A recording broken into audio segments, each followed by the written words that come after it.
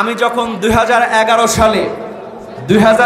সালে ইসলামী বিশ্ববিদ্যালয় কুষ্টিয়াতে ভর্তি হলাম, আমি শুনলাম যে এই ইসলামী বিশ্ববিদ্যালয় কুষ্টিয়াতে একজন জনপ্রিয় বক্তা আছে, তার নাম হলো মুফতি আমির হামজা খান। আলহামদুলিল্লাহ, আমি তাকে দেখার জন্য খুব চেষ্টা যে ভাইয়ের সঙ্গে কবে দেখা হবে। আমি তার department Al Quran and Islamic স্টাডিজে আমি যে দাঁড়িয়ে থাকতাম, ভাইয়ের সঙ্গে দেখা পাই না। একদিন হঠাৎ করে দেখলাম আমাদের মুফতি আমির হামজা ভাই সেই আল কোরআন ডিপার্টমেন্টে বারান্দার সামনে দাঁড়ায় আছে। বিশ্বাস করেন, তখন আমার দেখে মনে হয়েছিল এত বড় একজন আলোচক বিশ্ববিদ্যালয়ের বারান্দায় যেভাবে দাঁড়িয়ে আছে, এটা একজন ইমানদার ব্যক্তির পক্ষেই সম্ভব। কথা বলেন ঠিক কিনা? এই কোরআনের পাখিটারে আজকে অন্যায়ভাবে বিভিন্ন রকম জুলুম নির্যাতন করা হচ্ছে। কথা বলেন ঠিক কিনা? আমরা মাননীয় প্রধানমন্ত্রীর কাছে বলতে চাই, আজকে অনেক জায়গায় মুফতি আমির হামজার মাহফিল বন্ধ করা হচ্ছে, অনেক জায়গায় তার নাম শুনে মাহফিলকে প্রশ্নবিদ্ধ করা হচ্ছে। আমরা প্রধানমন্ত্রীকে বলতে চাই, আমির হামজা ভাইয়ের মতো আলেম বাংলাদেশে আছে, এজন্যই বাংলাদেশে এখনো মানুষ শান্তিতে বসবাস করছে। কথা বলেন ঠিক কিনা? এই হক্কানি আলেমদের দরকার আছে না নাই? আমরা আমির হামজা ভাইয়ের সব বিপদ আপদ মুক্ত করে তাকে কোরআনের ময়দানে কোরআনের পাখির মতো তার মুখে কোরআনের গান শুনতে চাই। কথা বলেন ঠিক কিনা? এই ব্যবস্থা যেমন ভাবে প্রশাসন করবেন, তেমন ভাবে আমরা সাধারণ জনগণ এর জন্য সহযোগিতা করব। সবাই রাজি আছেন না নাই? প্রভু তুমি বলেছো রাসূল দেবে না, বলনি দেবে না, ওমর বলনি দেবে না, হামজা তারিক খালিদ বিজয়ী সমর। প্রভু তুমি বলেছো রাসূল দেবে না, বলনি দেবে না, ওমর বলনি দেবে না, হামজা তারিক খালিদ বিজয়ী সমর। প্রভু তুমি বলেছো রাসূল দেবে না, বলনি দেবে না, ওমরের যুগ রাশেদার সেই খেলাফত ফিরিয়ে দেবে না, আলোর সমাজ কেটে কেটে আধারেরা। ঠিক কিনা বলেন? বলনি দেবে না, ওমরের যুগ রাশেদার সেই খেলাফত ফিরিয়ে দেবে না, আলোর সমাজ কেটে কেটে আধারেরা। পৃথিবীতে আর তুমি কবু দেবে না খুলে সোনালি দোর, বলনি দেবে না, হামজা তারিক খালিদ বিজয়ী সমর। প্রভু তুমি বলেছো রাসূল দেবে না। পৃথিবীর দিকে দিকে শুধু হাহাকার, লাঞ্ছিত মানবতা, মজলুমানের ওই আহাজারিতে বয় বাতাসে বিষণ্ণতা। ঠিক কিনা বলেন? আজকে ফিলিস্তিন, কাশ্মীর, ইরান এগুলোতে মুসলমানদের উপর নির্যাতন হচ্ছে কি হচ্ছে না? জোরে বলেন, হচ্ছে কি হচ্ছে না? পৃথিবীর দিকে দিকে শুধু হাহাকার, লাঞ্ছিত মানবতা, মজলুমানের ওই আহাজারিতে বয় বাতাসে বিষণ্ণতা। পুনরায় আবার পাঠাও ওমর, কাটুক আধারে ঘোর, বলনি দেবে না, হামজা তারিক খালিদ বিজয়ী সমর। প্রভু তুমি বলেছো রাসূল দেবে না, বলনি দেবে না, ওমর বলনি দেবে না, হামজা তারিক খালিদ বিজয়ী সমর। প্রভু তুমি বলেছ রাসূল দেবে না। আল্লাহু আকবার বলেন। চ্যানেলটি সাবস্ক্রাইব করে আমাদের সঙ্গেই থাকুন। সম্মানিত উপস্থিতি, এই পর্যায়ে আপনাদের সম্মুখে কোরআন এবং হাদিস থেকে গবেষণামূলক আলোচনা করছেন বাগমারার কৃতি সন্তান, সমষ্টিবাসী, বিপ্লবী কণ্ঠস্বর। আজকের এই তাফসীরুল কোরআন মাহফিলের সম্মানিত দ্বিতীয় বক্তা হাফেজ কারি মাওলানা মোহাম্মদ আফতাব আহমেদ, ধর্মালেশ্বর, বাংলা মিশন, বিটিভি ওয়ার্ল্ড। আজকের এই তাফসীরুল কোরআন মাহফিলের সম্মানিত দ্বিতীয় বক্তা হাফেজ কারি মাওলানা মোহাম্মদ আফতাব আহমেদকে আলোচনা পেশ করার জন্য বিনীতভাবে অনুরোধ করছি। আসসালামু আলাইকুম ওয়া রাহমাতুল্লাহি ওয়া বারাকাতুহু।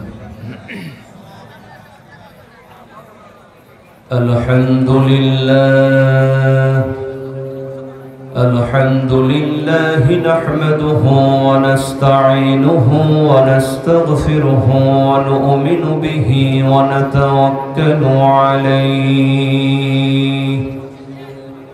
ওয়া নাউযু বিল্লাহি মিন শুরুরি আনফুসিনা ومن سيئات أعمالنا من يهده الله فلا مضل له ومن يضلل فلن تجد له وليا مرشدا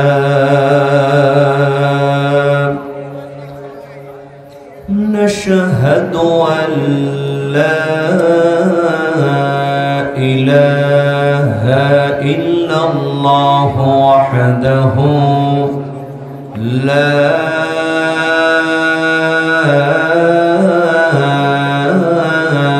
شريك له ونشهد أن سيدنا وحبيبنا مولانا محمدا عبد الله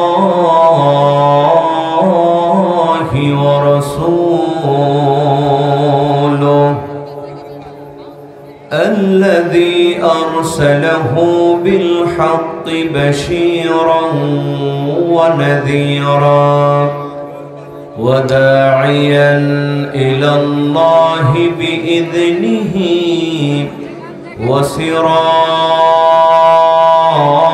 وسراجا منيرا فقد قال الله تعالى في كلامه المجيد وفرقانه الحميد সকলে জবান খুলে পড়েন আউযু বিল্লাহি মিনাশ শাইতানির রাজীম বিসমিল্লাহির রাহমানির রাহিম أم حسبتم أن تدخلوا الجنة ولما يعلم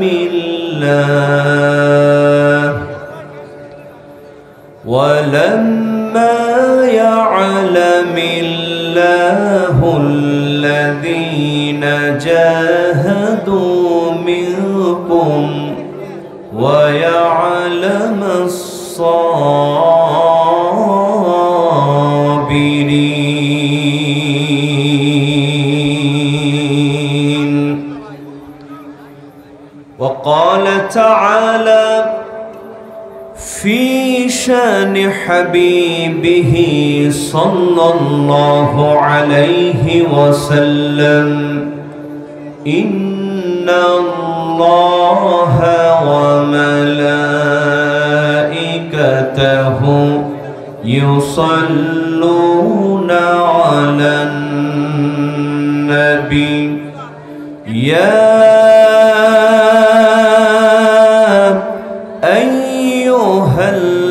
আইয়ুহাল্লাযীনা আমানু সাল্লু আলাইহি ওয়া সাল্লিমু তাসলিমা।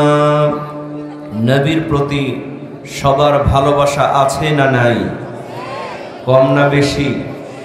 দুরূদ আছে যেখানে আমরা আছি, তাহলে একটু জোর ও কণ্ঠে নবীর প্রেমে মাতোয়ারা হয়ে আকাশ বাতাস মুখরিত করে দুরূদ ইব্রাহিম পাঠ করছি। আল্লাহুম্মা সাল্লি আলা মুহাম্মাদিন ওয়া আলা আলি মুহাম্মাদ কামা সাল্লাইতা আলা ইব্রাহিম ওয়া আলা আলি ইব্রাহিম ইন্নাকা হামিদুম মাজিদ। اللهم بارك على محمد وعلى آل محمد كما باركت على إبراهيم وعلى آل إبراهيم إنك حميد مجيد।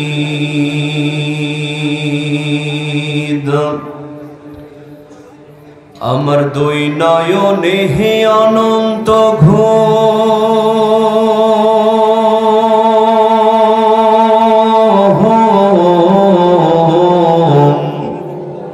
দুই নয়নে হে অনন্ত ঘুম দে ধোয়াইয়া দে মাটির বিছানাই তোরা দে শোয়াইয়া দে। এই দুনিয়ায় চিরস্থায়ী কেউ থাকবে? একটু আওয়াজ দিয়ে বলেন, চিরস্থায়ী কেউ থাকবে? আপনি যত বড়ই এমপি হন, যত বড়ই মন্ত্রী হন না কেন, এখনই যদি মারা যান, ওই মসজিদের মাইক থেকে এলান করে আপনার লাশটা কবরে ফেলে আসা হবে।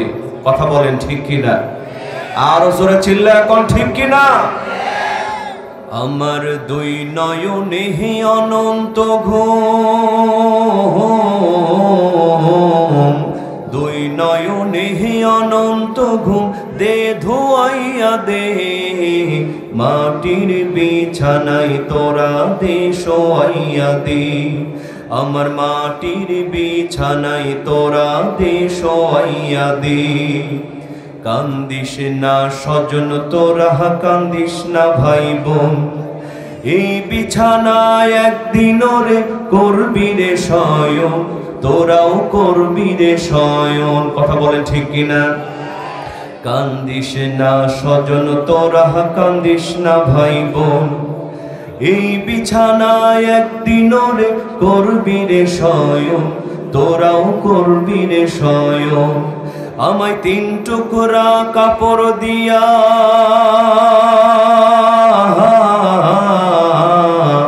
তিন টুকরা কাপড় দিয়া দে জড়াইয়া দে মাটির বিছানায় তোরা দে শোয়াইয়া দে। আমার মাটির বিছানায় তোরা দে শোয়াইয়া দে। আমার মাটির বিছানায় তোরা দে শোয়াইয়া দে।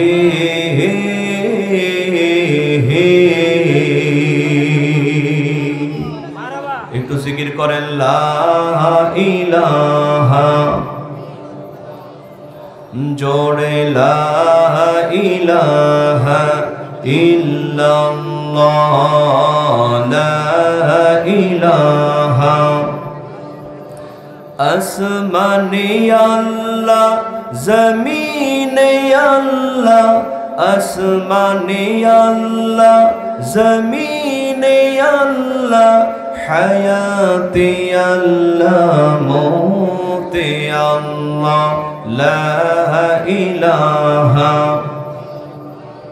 বাজান কষ্ট পাচ্ছেন আপনারা?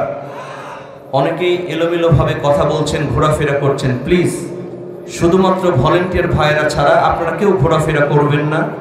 আশেপাশে যারা এখনো দাঁড়িয়ে আছেন, বসে আছেন, একটু মেহেরবানি করে কোরআনের ময়দানে বসে পড়েন।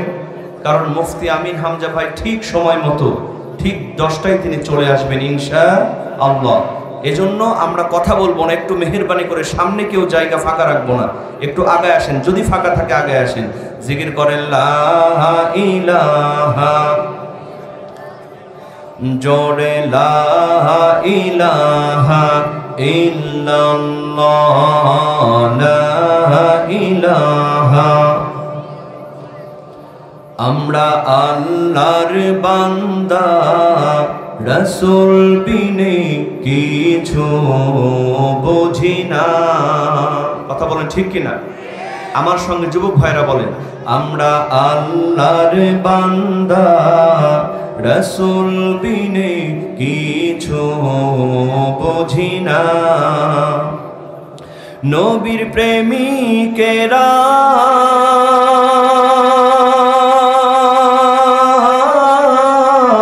দিশাহারা, মরণের ভয় করে না, প্রেম তো মরে না।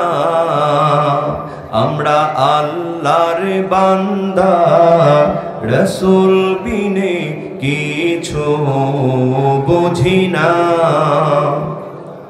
নবীর প্রেমিকেরা দিশাহারা, মরণের ভয় করে না, প্রেম তো মরে না। আমরা আল্লাহর বান্দা, রাসূল বিনে কিছু বুঝি না। প্রেম কইরাছেন মুসা নবী, তুর পাহাড়ে গেছে চলি গো। প্রেম কইরাছেন মুসা নবী, তুর পাহাড়ে গেছে চলি গো। আরে খোদার নূরে পাহাড় জলে, মুসা নবী জলে না, প্রেম তো মরে না। আমরা আল্লাহর বান্দা, রাসূল বিনে কিছু বুঝি না। চিল্লা এখন মারহাবা। আমরা এই মাহফিলে আসতে পেরে খুশি না বেজার? আর একটু আসতে বলেন, খুশি না বেজার? অনেকেই ঘুরে বেড়াচ্ছেন এলোমেলো হয়ে, কোরআনের ময়দানে না বসলে এর সওয়াবটা কি মিলবে? কি বলেন মিলবে?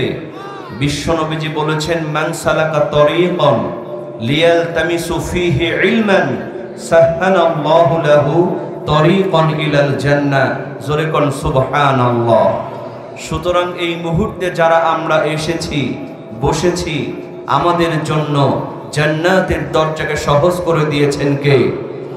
আরো জোরে বলেন কে? আমরা সবাই খুশি না বেজার? যারা হলেন খুশি, মুখে নিয়ে হাসি, আওয়াজ দিয়ে বেশি উঁচু করে কল্লা, একটু চিৎকার দিয়ে বলেন আলহামদুলিল্লাহ। এখানে কি যুবক ভাইরা নাই? আছেন তো আপনারা? আওয়াজটা আরো জোরে দিতে হবে, সবাই বলেন আলহামদুলিল্লাহ। মুরব্বীদের কি মন খারাপ?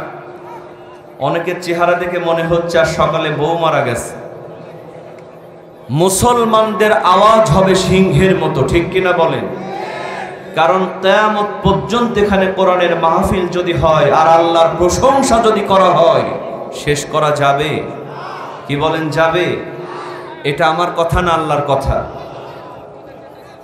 আল্লাহ রাব্বুল আলামিন বলেন, ওয়ালাউ আন্না মা ফিল আরদি মিন শাজারাতিন আকলামু ওয়াল বাহরু ইয়ামুদ্দুহু মিন বা'দিহি সাব'আতু আবহুরিম মা নাফিদাত কালিমাতুল্লাহ।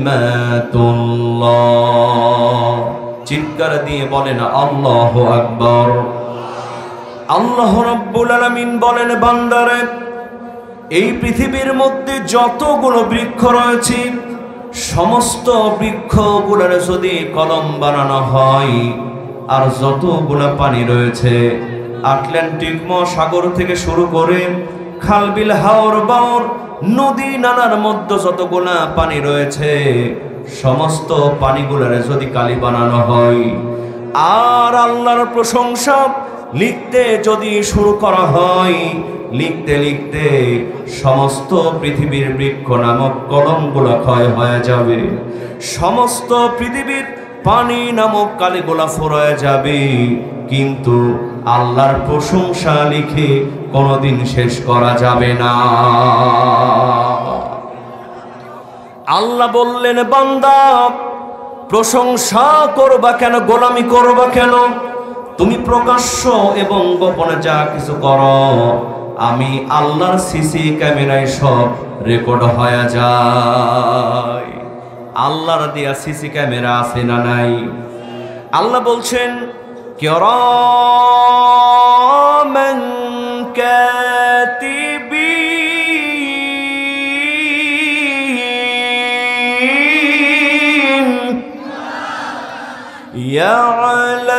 ইয়ালামুনা মা তাফআলুন।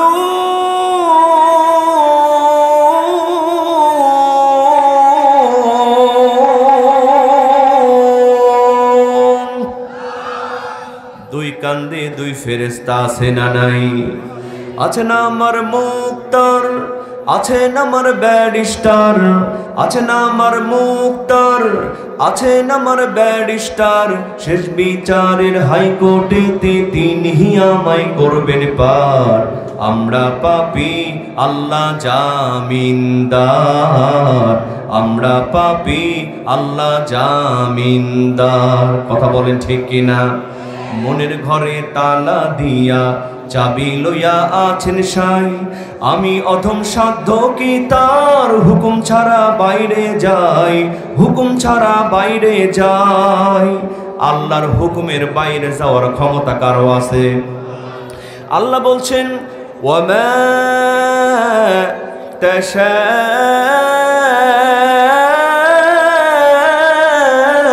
তাশাউনা ইল্লা আইয়াশা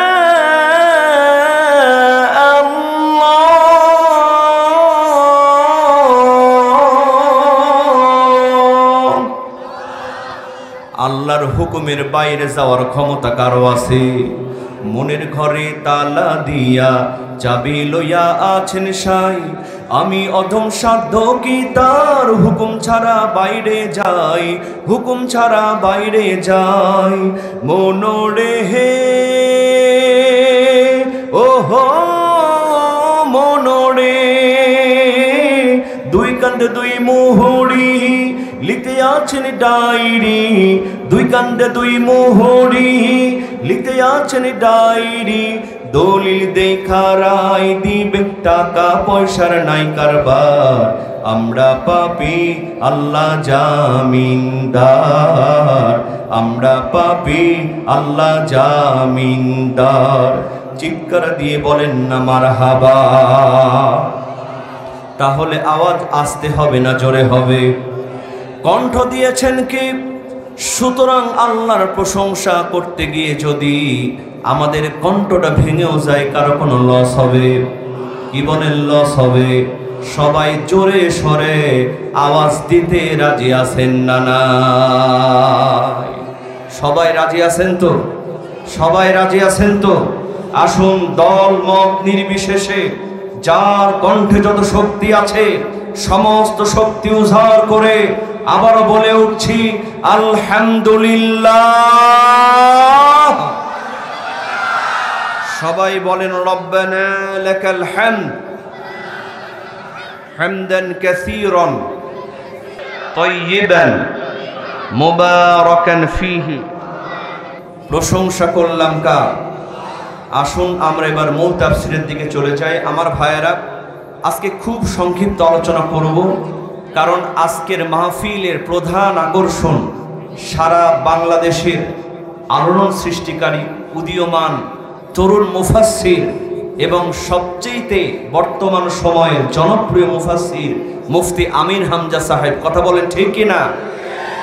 তিনি আসবেন। অনেকেই বলছেন যে হুজুর হয়তো আসবেন না, এটা কি সম্ভব? আল্লাহ চাইতো ইনশাল্লাহ তিনি অলরেডি মাহফিলে উপস্থিত হয়ে গিয়েছেন, বিশ্রাম নিচ্ছেন, ঠিক সময় মতো তিনি মঞ্চে চলে আসবেন ইনশাআল্লাহ। কিন্তু আপনাদের অবস্থা যদি এমন এলোমেলো দেখেন খুব কষ্ট পাবেন। এজন্য বাজান আমি চেষ্টা করছি যে আপনারা যেন কোরআনের ময়দানটা একেবারে ফিল আপ করে ফেলেন। এজন্য এখনো বলছি, যারা এলোমেলো ঘুরে বেড়াচ্ছেন বিশ্বাস করেন শুধুমাত্র আল্লাহর জন্য, কোরআনের জন্য একটু মেহেরবানি করে বসে পড়েন। আল্লাহ পাক যেন এই মাহফিলকে কবুল করেন, বলেন আমিন। জোরে বলেন আমিন। আমার ভাইয়েরা, আমরা আলোচনা শুনব এই পবিত্র আল কোরআনুল কারীম থেকে। কি থেকে? পবিত্র আল কোরআনুল কারীম, যে কোরআনটা এত মর্যাদাবান। কোনো মনীষী নয়, মুসলিম মনীষী নয়, একজন খ্রিস্টান, নাম তার ডক্টর মাইকেল এইচহার্ট। তিনি কোরআন নিয়ে গবেষণা করে বলছেন, the holy Quran is powerful to enough conquer the street. মানুষের মনকে জয় করবা এক অনন্য মহল, সেটার নাম হলো আল কোরআনুল কারীম। জোরে কোন সুবহানাল্লাহ। এই কোরআনের পক্ষে থাকলে আমাদের লস হবে না লাভ হবে? যুগে যুগে যারা কোরআনের পক্ষে ছিল, কোরআনের সংগ্রামে কাজ করেছে, কোরআনের জন্য জীবন দিয়েছে, তারা যদিও ছিল জিরো, শুধুমাত্র কোরআনকে ভালোবাসার কারণে আল্লাহ পাক বানিয়ে দিয়েছেন হিরো। সুবহানাল্লাহ বলবেন না? আবার যারা ছিল হিরো কিন্তু শুধুমাত্র কেবলমাত্র কোরআনের বিপক্ষে কাজ করবার কারণে, কোরআনের বিরুদ্ধে ষড়যন্ত্র করবার কারণে আল্লাহ পাক বানায় দিয়েছেন জিরো। যেমন আবু জেহেলের কথাই ধরেন। এই আবু জেহেলের নাম ছিল আবুল হাকাম, মানে জ্ঞানের পিতা। কিন্তু শুধুমাত্র কোরআনের বিপক্ষে ষড়যন্ত্র করার কারণে, কোরআনের বিরুদ্ধে বাস্তবায়নের লক্ষ্যে কোরআনের বিরুদ্ধে কাজ করবার কারণে আল্লাহ পাক বানায় দিয়েছেন আবু জেহেল, মানে মূর্খের পিতা। আর সৌদি সরকার এই আবু জেহেলের বাড়িটা একেবারে পাবলিক টয়লেট বানিয়ে দিয়েছে। সারা দেশ থেকে হাজিরা যায় আর পাইকারে দরে পায়খানা করে। কথা বলেন ঠিক কিনা? প্রক্ষান্তরে হযরত ওমর ফারুক রাদিয়াল্লাহু তাআলা আনহু, সুবহানাল্লাহ বলবেন না? এমন কোনো খারাপ কাজ নাই যে তিনি করতেন না। শেষ পর্যন্ত বিশ্বনবী মুহাম্মদুর রাসূলুল্লাহ সাল্লাল্লাহু আলাইহি ওয়াসাল্লামকে হত্যা করার জন্য প্রস্তুত ছিলেন। জোরে কর নাউজুবিল্লাহ। আচ্ছা বলেন তো, যেই মানুষটা আল্লাহর নবীজিকে হত্যা করার জন্য পথের মধ্যে তরবারি উঁচু করে নিয়ে চলে যায়, এটা কি সাধারণ সন্ত্রাসী না ভয়ঙ্কর সন্ত্রাসী? তরবারি হাতে নিয়ে হযরত ওমর ফারুক রাদিয়াল্লাহু তাআলা আনহু বিশ্ব নবীজিকে হত্যা করার জন্য যাচ্ছেন। পথের মধ্যে একটি লোক বলে, ওমর যাও কই? কয় আব্দুল্লাহর পুত্র মুহাম্মদকে হত্যা করতে যাচ্ছি। যতক্ষণ পর্যন্ত আব্দুল্লাহর পুত্র মুহাম্মদকে হত্যা করতে না পারবো, ততক্ষণ পর্যন্ত আমার তরবারিটা কোষের মধ্যে ঢোকাবো না। লোকটি বলে, ওমর মুহাম্মাদের কাছে যায় তো কোনো লাভ নাই।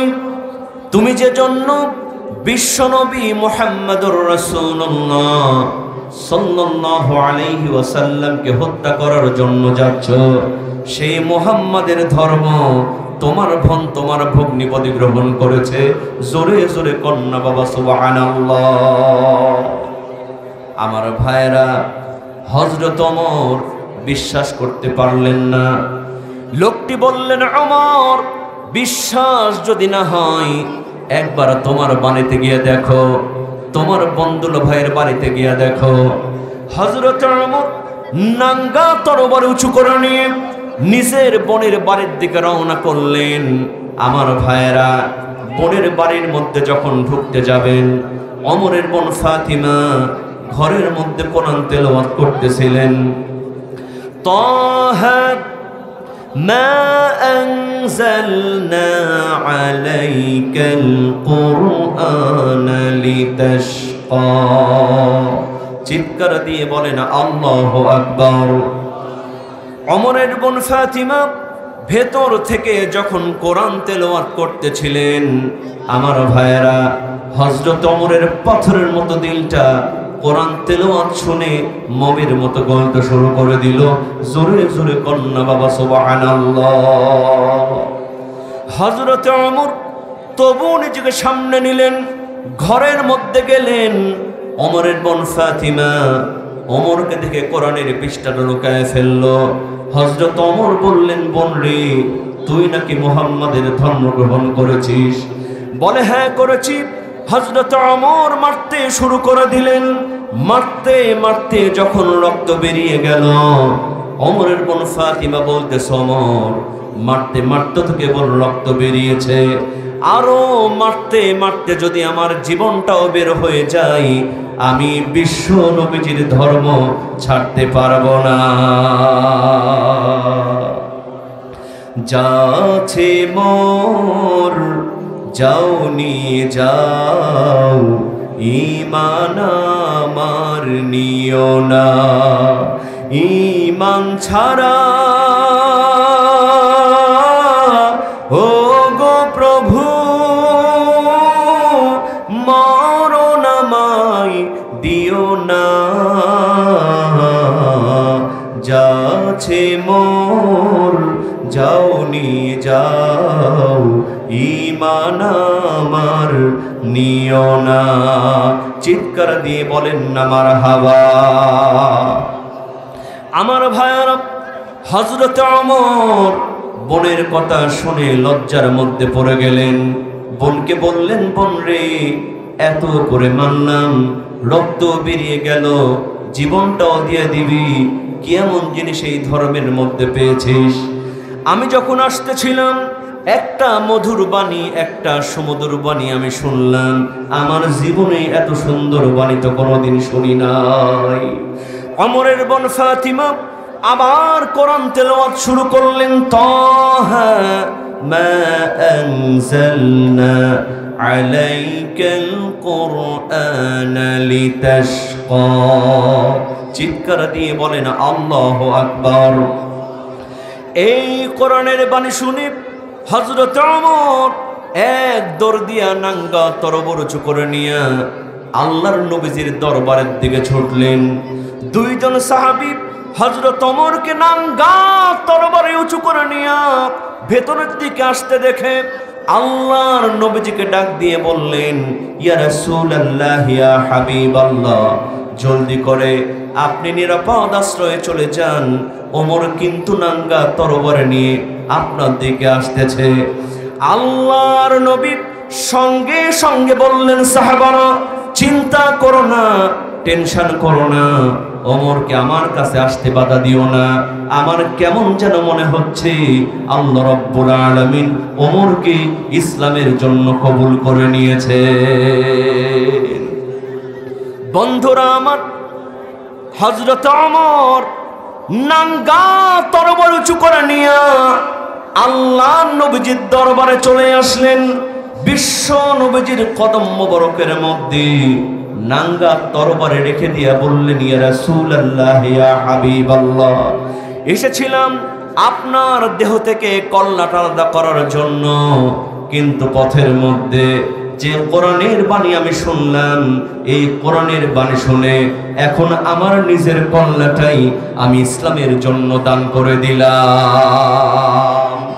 আমার ভাইয়েরা বলেন তো, হযরত ওমর যে কোরআন শুনে ঈমান আনলেন, ওই কোরআন আর এই কোরআনের মধ্যে কোনো পার্থক্য আছে? এটা কি আলাদা কোরআন? এই একই কোরআন শুনে হযরত ওমর বিশাল বড় সন্ত্রাসী, তিনি হয়ে গেলেন ঈমানদার। এই কোরআনের ছোঁয়া পেয়ে আজকে আমাদের সামনেও এই কোরআন, জোরে কোন সুবহানাল্লাহ। হযরত ওমর কি সাধারণ মানুষ ছিলেন? দেখেন, এত বড় সন্ত্রাসী, আল্লাহর নবীজি বললেন আমার পরে কোন নবী হবে না, যদি কোন নবী হতো সেটি হতো হযরত ওমর, জোরে কোন সুবহানাল্লাহ। কিতাবের মধ্যে এসেছে হযরত ওমর এই কোরআন নামক পরশপত্রের ছোঁয়া পেয়ে কেমন পরিবর্তন হয়েছিলেন। হযরত ওমর ফারুক রাদিয়াল্লাহু তাআলা আনহু খেলাফত আমলে হযরত আলী রাদিয়াল্লাহু তাআলা আনহু বলেন, আমি ঘুমিয়ে আছি, স্বপ্নের মধ্যে দেখলাম আল্লাহর নবী, বিশ্ব নবী মুহাম্মদুর রাসূলুল্লাহ সাল্লাল্লাহু আলাইহি ওয়াসাল্লাম ফজরের নামাজ পড়াচ্ছেন। নামাজ শেষে লক্ষ্য করে দেখলাম বাবুস সালাম থেকে একজন বৃদ্ধা মহিলা আসলেন। আল্লাহর নবীজিকে বললেন, ইয়া রাসূলুল্লাহ, ইয়া হাবিবাল্লাহ, আমার এই পাত্রে আমার নতুন বাগানের কিছু খুরমা আছে, আপনি খান আর আপনার সাহাবীদেরকে ভাগ করে দেন। আল্লাহর নবী পাত্রটি হাতে নিয়ে একজনকে বললেন, তোমার নাম কি? বলে, আমার নাম আব্দুল্লাহ। নাও তুমি 4টা। তোমার নাম কি? বলে, আমার নাম আব্দুর রহমান। নাও তুমি 5টা। এভাবে নাম ধরে দিতে দিতে সর্বশেষে হযরত আলীকে বললেন, তুমি কে? বলে, হুজুর আমি আলী। নাও তুমি 1টা। হযরত আলী একটা খুরমা নিয়ে মুখের মধ্যে দিলেন। এমন সময় শুনতে পেলেন ফজরের আযান, আসসালাতু খায়রুম মিনান নাওম। চিৎকার দিয়ে বলেন না বাবা সুবহানাল্লাহ। কিতাবের মধ্যে এসেছে হযরত আলী রাদিয়াল্লাহু তাআলা আনহু ওই যে স্বপ্নের মধ্যে আল্লাহর নবীজি যে খুরমাটি দিয়েছিলেন, আজান হয়ে গেল, ঘুম ভেঙে গেল, কিন্তু আল্লাহর নবীজির দেওয়ার খুরমার স্বাদ হযরত আলীর মুখের থেকে এখন পর্যন্ত গেল না। হযরত আলী রাদিয়াল্লাহু তাআলা আনহু বলেন, আমি তাড়াতাড়ি ওযু করে মসজিদে নববীর মধ্যে গিয়া দেখি আল্লাহর নবী যেই যে ওমরকে বলেছিলেন আমার পরে কোনো নবী হবে না, আমার পরে যদি কোনো নবী হতো সেটি হতো হযরত ওমর, সেই ওমর ফজরের নামাজ পড়ানোর জন্য দাঁড়ায় আছে। ফজরের নামাজ পড়ার জন্য হযরত ওমর দাঁড়িয়ে আছে। হযরত আলী রাদিয়াল্লাহু তাআলা আনহু বলেন, আমি লক্ষ্য করে দেখলাম নামাজ শেষ হয়ে গেল। নামাজ শেষে বাবুস সালাম থেকে একজন বৃদ্ধা মহিলা আসলেন। হযরত ওমরকে বললেন, ওমর, আমার এই পাত্রে আমার নতুন বাগানের কিছু খুরমা আছে, তুমি খাও আর আল্লাহর নবীজির সাহাবীদেরকে ভাগ করে দাও। হযরত ওমর একজনের ডাক দিয়ে বললেন, তোমার নাম কি? বলে, আমার নাম আব্দুল্লাহ। কয়, নাও তুমি 4টা। তোমার নাম কি? বলে, আমার নাম আব্দুর রহমান। নাও তুমি 5টা। হযরত আলী লক্ষ্য করে দেখলেন স্বপ্নের ভেতরে আল্লাহর নবীজি যাকে যেভাবে ভাগ করে দিচ্ছিলেন হযরত ওমর ফারুক ঠিক সেইভাবে ভাগ করে দিচ্ছেন। জোরে জোরে কন্যা বাবা সুবহানাল্লাহ। সর্বশেষে হযরত আলীকে ডাক দিয়ে বললেন, আলী তুমি নাও 1টা। হযরত আলী আশ্চর্য হয়ে বললেন, ওমর, পাত্র তো অনেক খুরমা আছে, আমার তো বিবি বাল বাচ্চা আছে, তুমি আমারে 1টা খুরমা কেন দিলা? আমার তো 1টার বেশি খুরমা তুমি দিতে পারো, সবাইকে তুমি বেশি বেশি খুরমা দিলা, আর আমাকে তুমি 1টা খুরমা দিলে কেন? আমার ভাইরা দেখেন কোরআন দ্বারা মানুষ কেমনে পরিবর্তন হয়। হযরত ওমর রাদিয়াল্লাহু তাআলা আনহু বলছেন, আলী, স্বপ্নের ভেতরে আল্লাহর নবী যদি তোমাকে একটার বেশি খুরমা দিয়ে দিতেন, আমি ওমর তোমারে একটার বেশি খুরমা দিয়া দিতাম।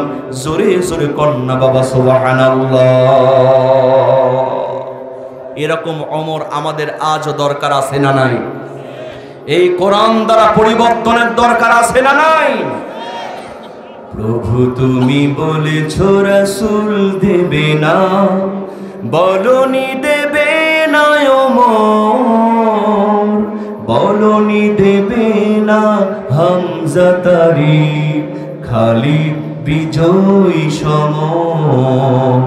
প্রভু তুমি বলেছো রাসূল দেবে না, বলনি দেবে না ওমর, বলনি দেবে না হামজা তারিক, খালিদ বিজয়ী সমর।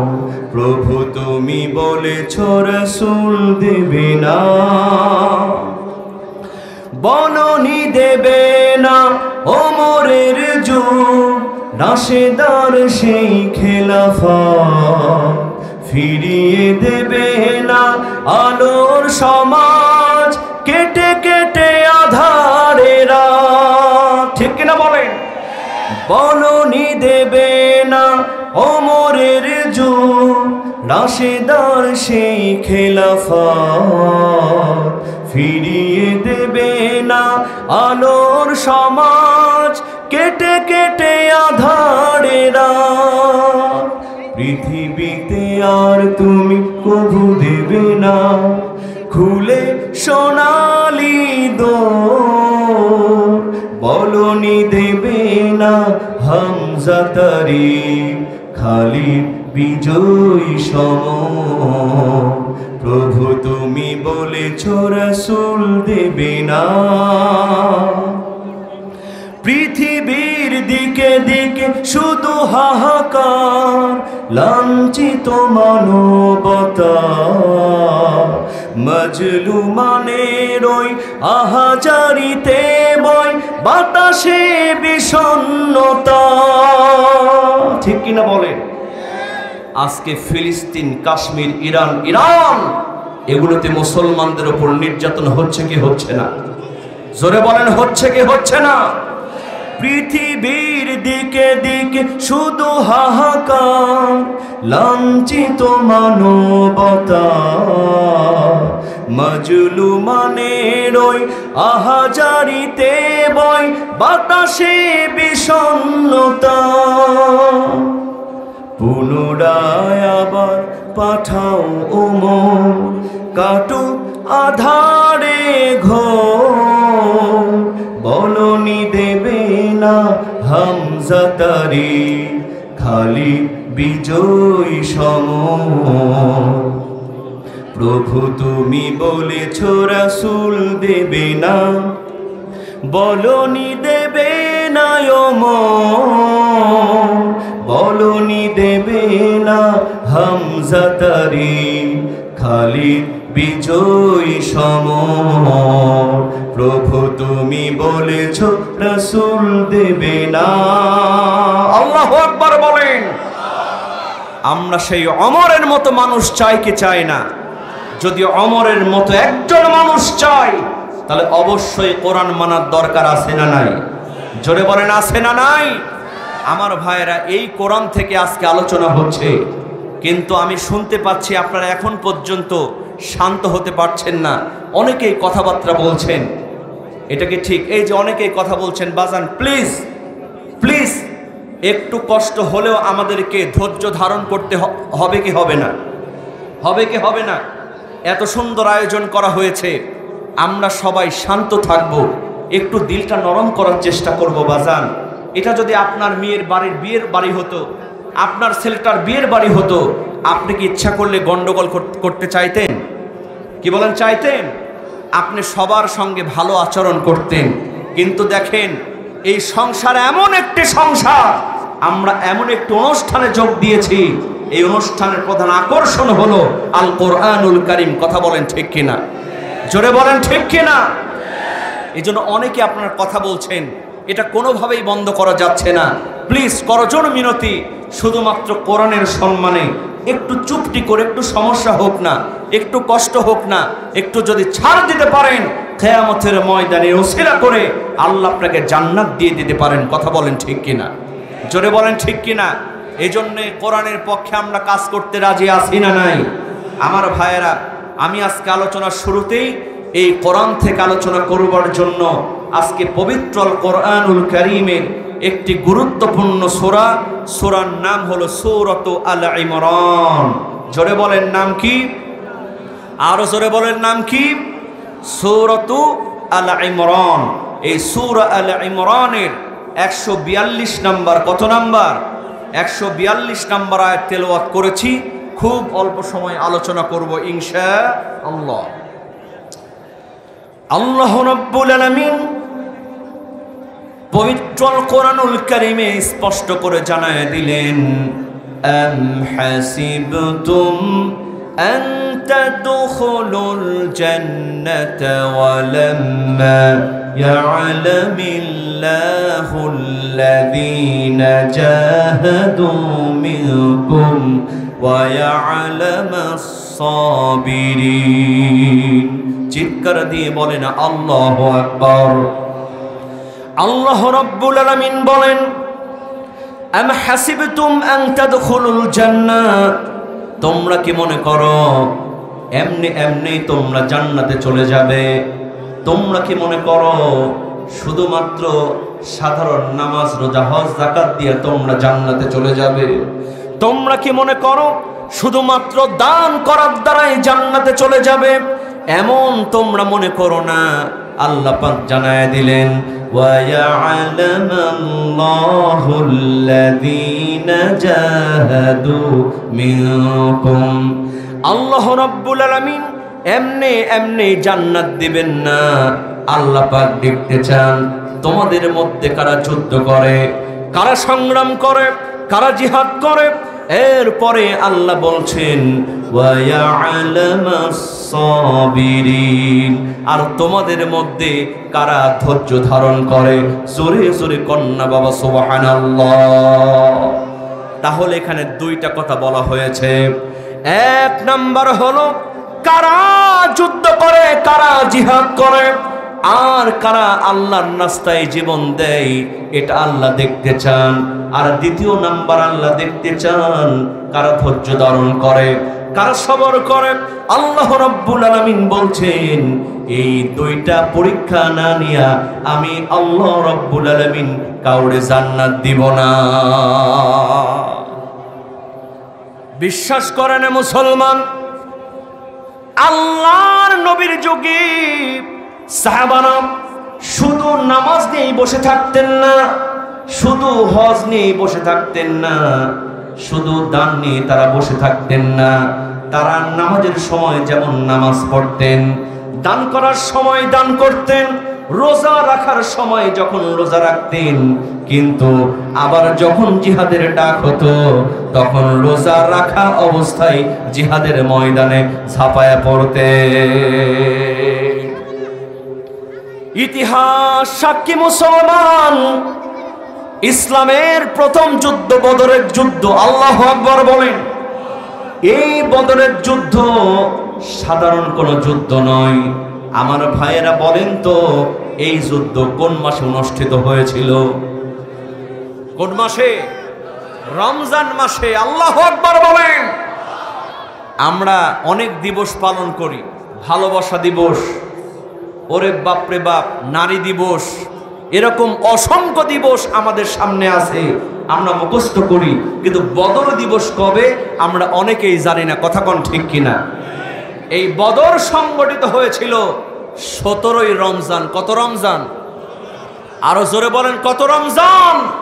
ও মুসলমান, মুখস্থ রাখেন, সাহাবারা যেমন রোজা রেখেছেন, আবার ঠিক রোজা রাখা অবস্থায় 17ই রমজানে বদরের যুদ্ধে অংশগ্রহণ করেছেন। কথা বলেন ঠিক কিনা?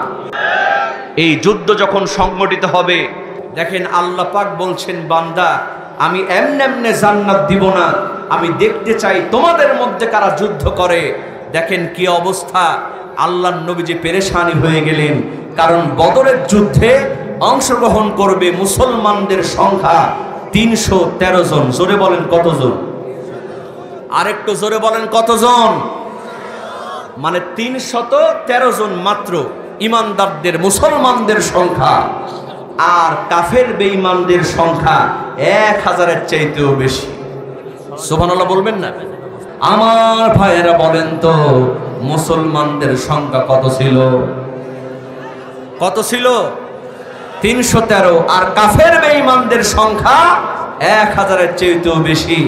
আল্লাহর নবীজি পেরেশানি হয়ে গেলেন, টেনশন করতে লাগলেন। এ মুসলমানদের রোজা রাখা অবস্থায় ক্লান্ত পরিশ্রান্ত শরীর, তিনি মুসলমানদেরকে উদ্বুদ্ধ করবেন কেমনে?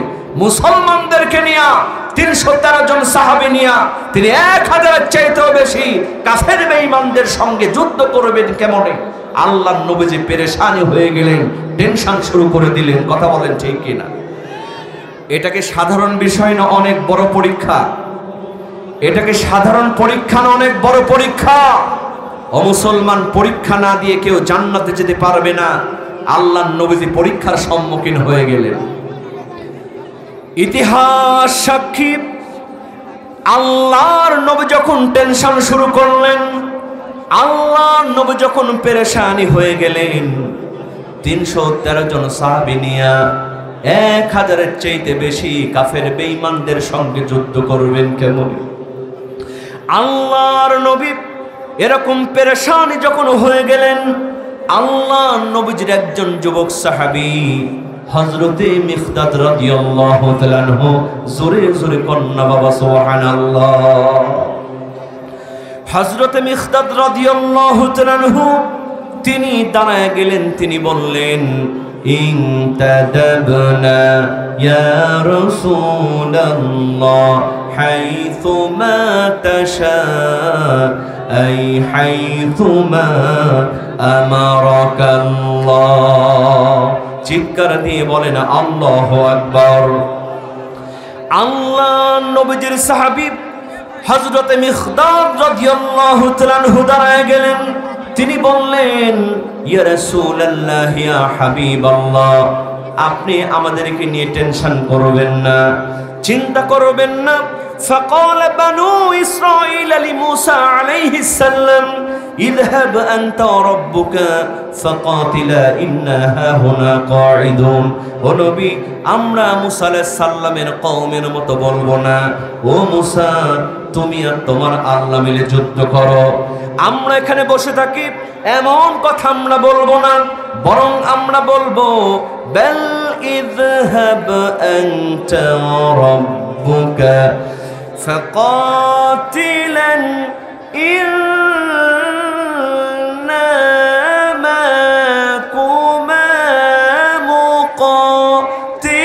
مقاتلون।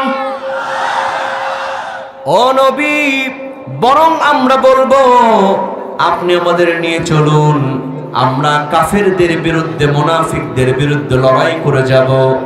মা দামাত আইনুম মিন্না তাবারাম, যতক্ষণ পর্যন্ত একটা চোখের পলক পড়বে, যতক্ষণ পর্যন্ত একটা চোখের পাতা নড়বে, ততক্ষণ পর্যন্ত আমরা কাফের বেঈমানদের বিরুদ্ধে যুদ্ধ করতে থাকবো। জোরে কোন সুবহানাল্লাহ। আমার ভাইয়েরা, আল্লাহর নবী এই কথা শোনার সঙ্গে সঙ্গে আল্লাহর নবীজি বললেন, কুমু বিনা ইলা জান্নাতি, চলো আমার সাথে জান্নাতের দিকে, যে জান্নাতের প্রশস্ততা কারদুহা কারদিস সামাওয়াতি ওয়াল আরদ, এই আকাশ এবং জমিনের চাইতে অনেক বেশি।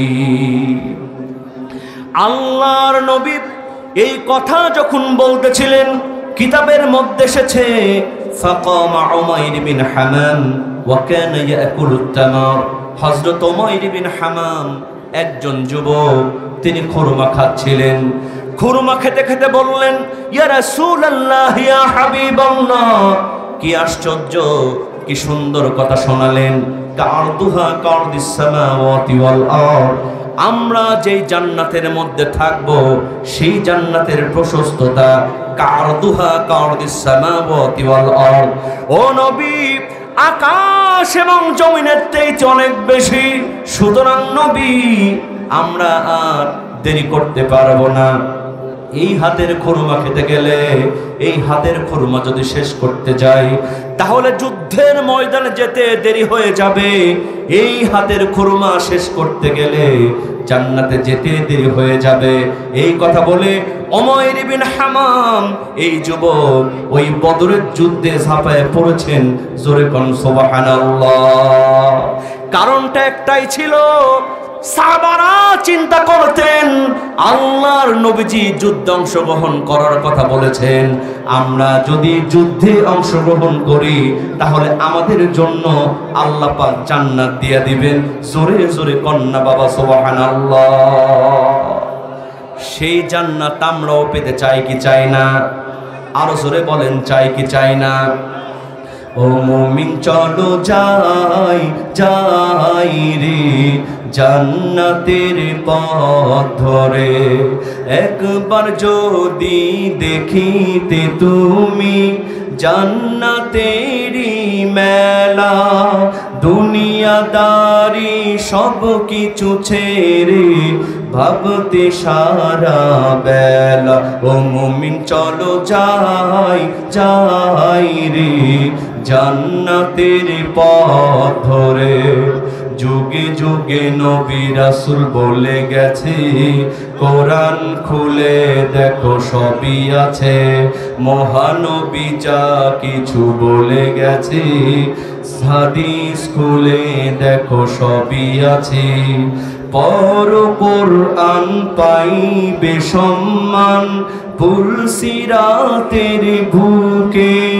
পর কোরআন পাইবে সম্মান এই দুনিয়ার বুকে। কর বিশ্বাস থাকিতে নিঃশ্বাস পুল সিরাতের কাল। ও মুমিন চলো যাই যাই রে জান্নাতের পথ ধরে। আল্লাহু আকবার বলেন। সেই জান্নাত আমরা পেতে চাই কি চাই না? গভীর মনোযোগ মুসলমান, ওই বদরের যুদ্ধের সাহাবারা শুধুমাত্র জান্নাত পাওয়ার জন্য জিহাদের ময়দানে রোজার অবস্থায় ঝাঁপিয়ে পড়েছিলেন। আমার ভাইয়েরা বলেন তো, ওই বদরের যুদ্ধের সাহাবীদেরকে সাহায্য করেছিলেন কে? আরো জোরে বলেন কে? গভীর মনোযোগ মুসলমান, ইতিহাস সাক্ষী সাহাবারা এভাবে ইমানের পরীক্ষা দিয়া তারা দুনিয়াতে জান্নাতের সার্টিফিকেট পেয়েছেন। আরেকজন নারী, একজন মহিলা, আমার মায়েরা বোনেরা যারা ওয়াজ শোনার জন্য আসছেন, দেখেন শুধুমাত্র পুরুষরা নয়, একজন নারী ইসলামের জন্য কেমন করে যুদ্ধ করেছেন, কেমন করে সংগ্রাম করেছেন। ইতিহাস সাক্ষী কাদেশিয়ার প্রান্তরে এই মহিলার নাম হলো হযরতে খানসা রাদিয়াল্লাহু তাআলা আনহা। আমার ভাইয়েরা, সাদ বিন আবি ওয়াক্কাস রাদিয়াল্লাহু তাআলা আনহু জিহাদের ময়দানের ঘোষণা করলেন, ডাক দিলেন সাহাবারা, ও আমার সাথীরা, তোমাদের কাছে যার কাছে যা আছে তাই নিয়ে আল্লাহর রাস্তায় জিহাদের ময়দানে ঝাঁপায় পড়ো। এই ডাক শুনে এই খানসা রাদিয়াল্লাহু তাআলা আনহা তিনি চিন্তা করলেন, হায়রে, জিহাদের ময়দানে কেউ টাকা দিল, পয়সা দিল, জায়গা দিল, জমি দিল, মেয়েরা নাকের ফুল কানের দুল দিয়া দিল, আমার তো দেওয়ার মতো কিচ্ছু নাই। সঙ্গে সঙ্গে এই খানসা রাদিয়াল্লাহু তাআলা আনহা একজন মহিলা চিন্তা করলেন, আমার টাকা নাই, পয়সা নাই, নাকের ফুল নাই, কানের দুল নাই, কিন্তু আমার তিনজন যুবক সন্তান আছে। জোরে জোরে কন্যা বাবা সুবহানাল্লাহ। ইতিহাস সাক্ষী এই খানসা রাদিয়াল্লাহু তাআলা আনহা তার তিনজন সন্তানকে ডাকলেন, ডেকে বললেন, ও আমার সন্তানেরা, এই জিহাদের ময়দানে মুসলমানদের কাছে যার কাছে যা আছে তাই দিয়া যুদ্ধ করেছে, আমার কাছে টাকা নাই, পয়সা নাই, আমার তো তেমন শক্তি সামর্থ্য নাই। আমার গর্ভে ধারণ করেছে তোমাদের 3 জন সন্তানকে। ও আমার সন্তানেরা, এই কাদেশিয়ার প্রান্তরে আমি তোমাদের 3 জন সন্তানকে দান করে দিলাম। জোরে জোরে কন্যা বাবা সুবহানাল্লাহ। আমার ভাইয়েরা, সংক্ষিপ্ত ভাবে কথা বলতেছি। এই খানসা রাদিয়াল্লাহু তাআলা আনহা 3 জন সন্তানকে জিহাদের ময়দানে দান করে দিলেন। ইতিহাস সাক্ষী, মুসলমানদের যখন জয় হয়ে গেল, কাদেশিয়ার প্রান্তরে মুসলমানরা বিজয় অর্জন করে ফেললেন। এখন এই মর্দে মুজাহিদের জন্য কারো স্ত্রী স্বামীর জন্য অপেক্ষা করতেছে, এক ভাই আরেক ভাইয়ের জন্য অপেক্ষা করতেছে, সন্তানের জন্য মা দরজায় দাঁড়া অপেক্ষা করতেছে কতক্ষণ জিহাদের ময়দানে ওই মুজাহিদরা আমার বাড়িতে ফিরে আসবে, আমাকে মা বলে ডাক দিবে। এই জন্য সবাইকে রিসিভ করার জন্য আত্মীয় স্বজন দরজার সামনে দাঁড়ায় আছে। ইতিহাস সাক্ষী, এই খানসা রাদিয়াল্লাহু তাআলা আনহা, এই মা, তিনি তার 3 জন সন্তানের জন্য ঘরের মধ্যে দাঁড়ায় আছেন, দরজার সামনে দাঁড়ায় আছেন। কখন আমার 3 জন সন্তান আমাকে সে মা বলে ডাক দিবে। ইতিহাস সাক্ষী, মুসলমান সবাই আসলো, এই বৃদ্ধা মায়ের কোনো সন্তান এলো না। এমন সময় একজন মুজাহিদ এসে বলে, মা, তোমার বড় ছেলে, মেজো ছেলে, ছোট ছেলে 3 জন সন্তান জিহাদের ময়দানে ঝাঁপায় পড়েছে। আমি মেজো ছেলে, ছোট ছেলের খবর দিতে পারবো না মা। ও মা, আমি তোমার বড় ছেলের খবরটা দিতে পারি। মা গো, আমি লক্ষ্য করে দেখলাম তোমার বড় ছেলে কাদেশিয়ার প্রান্তরে অনেকগুলা কাফের বেঈমানদেরকে জাহান্নামে পাঠায় দিয়া তোমার বড় ছেলে জিহাদের ময়দানে শহীদ হয়ে গেছে। ও মা, তোমার বড় ছেলে তোমার কোলে আর কোনোদিন ফিরে আসবে না। বন্ধুরা আমার, মা এবার কাটা কবুতরের মতো ছটপট ছটপট করে কাঁদে, হায় রে, আমার বড় ছেলে আর কোনোদিন আমার বুকে ফিরে আসবে না। কিন্তু আমার মেজ সন্তান, আমার ছোট সন্তান কখন এসে যেন আমাকে মা বলে ডাক দিবে। এই 3 জন সন্তানের জন্য মা অপেক্ষা করতেছে। এমন সময় আরেকজন মুজাহিদ এসে বলে, মা, তোমার বড় ছেলে, ছোট ছেলের খবর আমি দিতে পারবো না মা। ও মা, আমি তোমার মেজো ছেলের খবর আমি দিতে পারি মা। ও মা, লক্ষ্য করে দেখলাম তোমার মেজো ছেলে জিহাদের ময়দানে অনেকগুলো কাফের বেঈমানদেরকে জাহান্নামে পাঠায়া দিয়া তোমার মেজো ছেলে জিহাদের ময়দানে ঝাঁপায়া পড়েছে। ও মা, তোমার মেজো ছেলে তোমার কোলে আর কোনোদিন ফিরে আসবে না। আমার ভাইয়েরা, দেখেন যুদ্ধ কাকে বলে, জিহাদ কাকে বলে, ইমানদার কাকে বলে। এই মা আবারও ঝড় নয়নে কাঁদতে কাঁদতে মেঝের মধ্যে লুটে পড়ে, হায় রে, বড় ছেলেকে হারালাম, মেজো ছেলেকে হারালাম, হয়তো কিছুক্ষণের মধ্যেই আমার ছোট্ট সন্তানের সামনে মা বলে ডাক দিবে। এই চিন্তা করে মা দরজার সামনে দাঁড়া অপেক্ষা করতেছে। এমন সময় আরেকজন মুজাহিদ এসে বলে, মা, তোমার বড় ছেলে মেজো ছেলের খবর আমি দিতে পারবো না মা। ও মা, আমি তোমার ছোট্ট ছেলের খবর আমি দিতে পারি মা। লক্ষ্য করে দেখলাম ওই জিহাদের ময়দানে তোমার ছোট্ট সন্তান তরবারি উঁচু করে নিয়ে দাঁড়ায় আছে। তাকে জিজ্ঞেস করা হলো, ছেলে, তোমার তো জিহাদের ময়দানে আসার বয়স হয় নাই, তুমি কিসের জন্য এই কাদেশিয়ার প্রান্তরে যুদ্ধ করতে আসছো? তোমার ছোট্ট সন্তান জবাব দিয়েছে, আমাকে জিহাদের ময়দান থেকে ফেরাতে পারবা না, কারণ আমার মা আমাকে জিহাদের ময়দানে দান করে দিয়েছে। জোরে জোরে কন্যা বাবা সুবহানাল্লাহ। আমার ভাইয়েরা, এজন্য আল্লাহ পাক বললেন, ওয়ায়ালামাল্লাহুল্লাযীনা জাহাদু, আমি জান্নাত দেব, তবে তোমাদের আগে দেখব কারা আমার রাস্তায় যুদ্ধ করে। দেখেন মুসলমান, এই মুজাহিদ বলতেছে, মা, তোমার বড় ছেলে মেজো ছেলের খবর আমি দিতে পারবো না মা। ও মা, আমি তোমার ছোট্ট ছেলের খবর দিতে পারি। এই কথা বলে তোমার ছোট্ট ছেলে নাঙ্গা তরবুর্চু করে নিয়া জিহাদে ময়দানে ঝাঁপায়া পড়ে। তোমার ছোট ছেলে জিহাদের ময়দানে শহীদ হয়ে গেছে। এই কথা শোনার সঙ্গে সঙ্গে মা অঝর নয়নে কাঁদতে শুরু করে দিল। সব এলাকাবাসী মায়ের জন্য আফসোস করতে লাগলো, হায়রে এই খানসা রাদিয়াল্লাহু তাআলা আনহা এমন একজন অসহায় মা, তার 3 জন সন্তান জিহাদের ময়দানে শহীদ হয়ে গেল, একজন আর ফিরে আসলো না। সবাই তার জন্য অপেক্ষা করতেছে। কিন্তু দেখা গেল মুসলমান এই মা অঝর নয়নে কাঁদতে কাঁদতে হঠাৎ করে আবার হাসতে আরম্ভ করে দিয়েছে। জোরে জোরে কন্যা বাবা সুবহানাল্লাহ। কাঁদতে কাঁদতে যখন কেউ হাসে, এলাকার লোকজন কি মনে করে? কি মনে করে? মনে করে না পাগল হয়ে গেছে? এই মা অঝর নয়নে কাঁদতে কাঁদতে হঠাৎ করে হাসতে আরম্ভ করে দিয়েছে। এলাকার লোকজন মনে করলো, হায়রে এই মা বুঝি 3 জন সন্তানের শোকে পাগল হয়ে গেছে। কারণ কাঁদতে কাঁদতে মা আবার হাসতে শুরু করে দিয়েছে। কিন্তু দেখা গেল মুসলমান এই মা ডাক দিয়া বলতেছে, এলাকাবাসী শোনো, তোমরা মনে করেছো আমি পাগল হয়ে গেছি, কারণ আমার 3 জন সন্তান জিহাদের ময়দানে শহীদ হয়ে গেছে। আমি কাটা কবুতরের মতো ছটফট করেছি, এখন আমি হাসতে আরম্ভ করলাম। তোমরা মনে করেছো আমার মাথা বুঝি খারাপ হয়ে গেছে। ও এলাকাবাসী শোনো, আমার মাথা খারাপ হয় নাই, আমি পাগল হই নাই।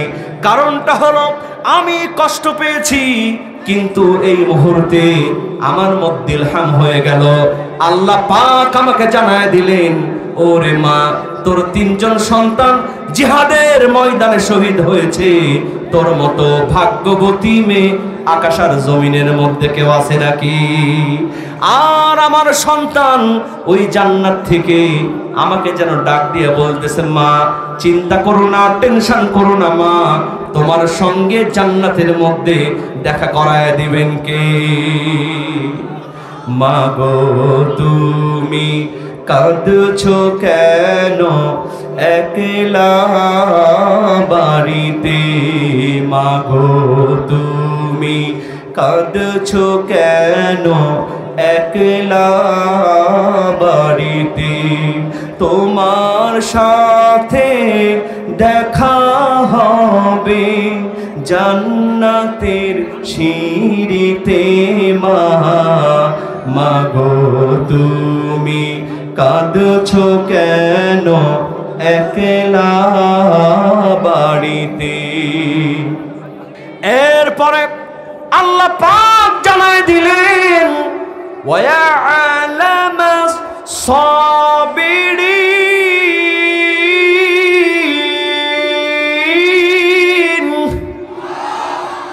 আল্লাহ রাব্বুল আলামিন 2য় নম্বরে জানায় দিলেন, আমি জান্নাত দিব তোমাদের মধ্যে কারা ধৈর্য ধারণ করে। এই সবরকারীদেরকে আমি আল্লাহ রাব্বুল আলামিন জান্নাত দিয়ে দিব। জোরে কোন সুবহানাল্লাহ। আমার ভাইরা, তাহলে সবর করার দরকার আছে না নাই? আজকে আমরা সামান্য কারণে ধৈর্য হারায় ফেলি, সামান্য কারণে আমাদের মেজাজ গরম হয়ে যায়। আমি বলি ভাইজান, আপনি ইসলাম কায়েম করতে চান, আপনি দ্বীন কায়েম করতে চান, আপনি সামান্য কারণে ধৈর্য হারান, মেজাজটা গরম হয়ে যায়, বিশ্বাস করেন ধৈর্য হারালে আল্লাহ কিন্তু বিজয় দান করবে না। কথা কোন ঠিক কিনা? আপনি দ্বীন কায়েম করেছেন, কয়দিন আপনি মার খেয়েছেন? আপনি ইসলাম কায়েম করতে চান, কয়দিন আপনি দাওয়াতি কাজ করেছেন? কয়দিন আপনার রক্ত ঝরেছে? ইতিহাস সাক্ষী হযরত নূহ আলাইহিস সালাতু ওয়াস সালাম ধৈর্য ধারণ করেছিলেন। তিনি 1 বছর নয়, 2 বছর নয়, 950 বছর দিনের দাওয়াত দিয়েছেন। কথা বলেন ঠিক কিনা? বন্ধুরা আমার, হযরতে নূহ আলাইহিস সালাতু ওয়াস সালাম 950 বছর দাওয়াত দিয়েছেন। আমার ভাইয়েরা বলেন তো, তিনি কি মানুষদেরকে ঈমানদার বানাতে পেরেছেন? পারেন নাই। হযরত নূহ আলাইহিস সালাতু ওয়াস সালাম 950 বছর মানুষদেরকে দিনের দাওয়াত দিলেন যখন কওমের লোকেরা তাকে ধরে ধরে গিরাই গিরাই মানে তখন আল্লাহর পয়গম্বর নূহ আলাইহিস সালাতু ওয়াস সালাম আল্লাহকে ডাক দিয়া বলেন, আল্লাহ তোমার পয়গম্বর তাদেরকে জান্নাতের পথে ডাকে আর তারা ধরে ধরে আমায় গিরাই গিরাই মারে। আল্লাহ গো তুমি এদের ভাসিয়ে দাও সমুদ্র সাগরে। জোরে জোরে কন্যা বাবা আল্লাহু আকবার। আল্লাহ রাব্বুল আলামিন বলেন, নূহ ভাসাবো একটু পরে, এই ফাঁকে তুমি নাও একটা নৌকা তৈরি করে, যাতে করে তোমার উম্মতেরা তোমার সাথীরা বাঁচতে পারে। আল্লাহর পয়গম্বর নূহ আলাইহিস সালাতু ওয়াস সালাম নৌকা তৈরি শুরু করলেন যখন কওমের লোকেরা প্রশ্ন করে তখন, ও নূহ এই নৌকা কি হবে? বলে প্লাবন হবে, সবকিছু ভাসায় নিয়ে যাবে। নূহ আলাইহিস সালামের কওমের লোকেরা বলে, নূহ প্লাবন হবে যখন ওই যে দেখো পাহাড় দেখা যায়, জীবন দেখা যায়, ওখানে আমরা পালাবো তখন। আল্লাহর পয়গম্বর বললেন, প্লাবন হবে যখন ওই পাহাড়ও থাকবে না, জীবনও থাকবে না, সব কিছু ভাসায় নিবে তখন। জোরে কোন কথা ঠিক কি না? আমার ভাইয়েরা খেয়াল করেন, হযরত নূহ আলাইহিস সালাতু ওয়াস সালাম নৌকা তৈরি কমপ্লিট করলেন যখন কওমের লোকেরা ষড়যন্ত্র করে ওই নৌকার মধ্যে পায়খানা শুরু করলো তখন আমার ভাইয়েরা হযরত নূহ আলাইহিস সালাতু ওয়াস সালাম আল্লাহকে ডাক দিয়ে বললেন, আল্লাহ প্লাবন হবে যখন এই পায়খানাগুলি পরিষ্কার করবে কে তখন? আল্লাহ বললেন, নূহ চিন্তা করো না, টেনশন করো না, আমার নাম আল্লাহ, আমার সাথে দেয় যারা পাল্লা, আমি আল্লাহ রাখি না তাদের ঘাড়ের কল্লা। একটু চিৎকার দিয়ে বলেন না বাবা সুবহানাল্লাহ। ও নূহ শোনো, ওয়া মাকারু ওয়া মাকারাল্লাহু আল্লাহু খায়রুল মাকিরিন।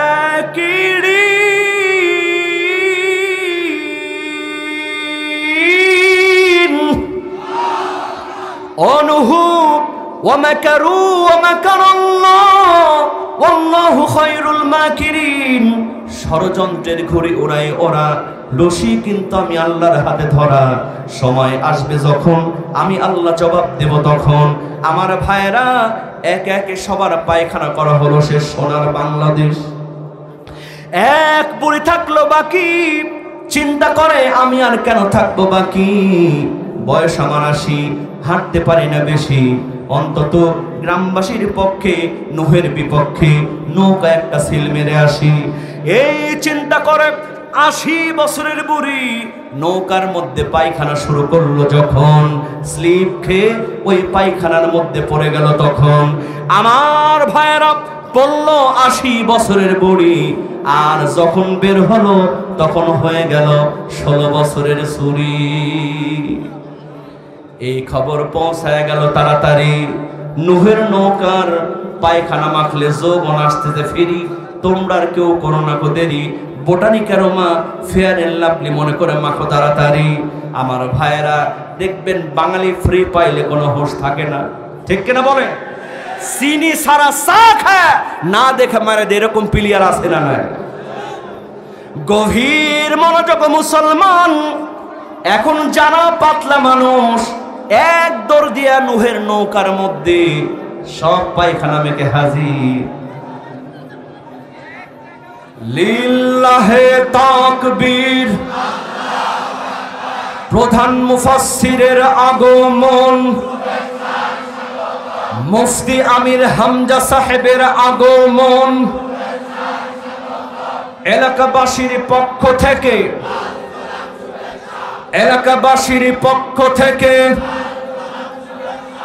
মাঝগ্রামের পক্ষ থেকে প্রধান মুফাসসিরের আগমন, মুফতি আমির হামজা সাহেবের আগমন, এলাকাবাসীর পক্ষ থেকে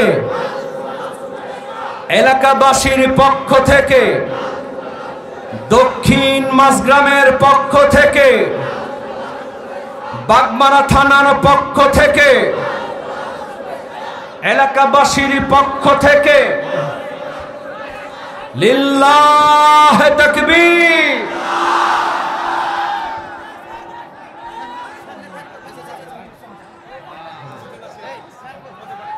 লিল্লাহে তাকবীর, লিল্লাহে তাকবীর। মুফতি আমির হামজা সাহেবকে আমরা পেয়ে খুশি না বেজার? আমার ভাইয়েরা সবাই বলেন আলহামদুলিল্লাহ। আসলে আজকে আমাদের যে প্রিয় মুফাসসির মুফতি আমির হামজা সাহেব, একটি কথা বলে আমি শেষ করব। আসলে আমি যখন 2011 সালে ইসলামী বিশ্ববিদ্যালয় কুষ্টিয়াতে ভর্তি হলাম, আমি শুনলাম যে এই ইসলামী বিশ্ববিদ্যালয় কুষ্টিয়াতে একজন জনপ্রিয় বক্তা আছে, তার নাম হলো মুফতি আমির হামজা। খান আলহামদুলিল্লাহ। আমি তাকে দেখার জন্য খুব চেষ্টা, যে ভাইয়ের সঙ্গে কবে দেখা হবে। আমি তার department Al Quran and Islamic স্টাডিজে আমি যে দাঁড়িয়ে থাকতাম, ভাইয়ের সঙ্গে দেখা পাই না। একদিন হঠাৎ করে দেখলাম আমাদের মুফতি আমির হামজা ভাই সেই আল কোরআন ডিপার্টমেন্টে বারান্দার সামনে দাঁড়ায় আছে। বিশ্বাস করেন, তখন আমার দেখে মনে হয়েছিল এত বড় একজন আলোচক বিশ্ববিদ্যালয়ের বারান্দায় যেভাবে দাঁড়িয়ে আছে, এটা একজন ইমানদার ব্যক্তির পক্ষেই সম্ভব। কথা বলেন ঠিক কিনা? এই কোরআনের পাখিটারে আজকে অন্যায়ভাবে বিভিন্ন রকম জুলুম নির্যাতন করা হচ্ছে। কথা বলেন ঠিক কিনা? আমরা মাননীয় প্রধানমন্ত্রীর কাছে বলতে চাই, আজকে অনেক জায়গায় মুফতি আমির হামজার মাহফিল বন্ধ করা হচ্ছে, অনেক জায়গায় তার নাম শুনে মাহফিলকে প্রশ্নবিদ্ধ করা হচ্ছে। আমরা প্রধানমন্ত্রীকে বলতে চাই, আমির হামজা ভাইয়ের মতো আলেম বাংলাদেশে আছে, এজন্যই বাংলাদেশে এখনো মানুষ শান্তিতে বসবাস করছে। কথা বলেন ঠিক কিনা? এই হক্কানি আলেমদের দরকার আছে না নাই? আমরা আমির হামজা ভাইয়ের সব বিপদ আপদ মুক্ত করে তাকে কোরআনের ময়দানে কোরআনের পাখির মতো তার মুখে কোরআনের গান শুনতে চাই। কথা বলেন ঠিক কিনা? এই ব্যবস্থা যেমন ভাবে প্রশাসন করবেন, তেমন ভাবে আমরা সাধারণ জনগণ এর জন্য সহযোগিতা করব। সবাই রাজি আছেন না নাই? জোরে বলেন আছেন না নাই? আমরা ভাইয়ের দীর্ঘ হায়াত এবং তার কণ্ঠ, তার শরীর যেন আল্লাহ পাক আজীবন এই কোরআনের ময়দানে কবুল করে নেন, এই আশাবাদ ব্যক্ত রেখে আমার অসমাপ্ত বক্তব্য এখানেই শেষ করছি। আসসালামু আলাইকুম ওয়া রাহমাতুল্লাহি ওয়া বারাকাতুহু।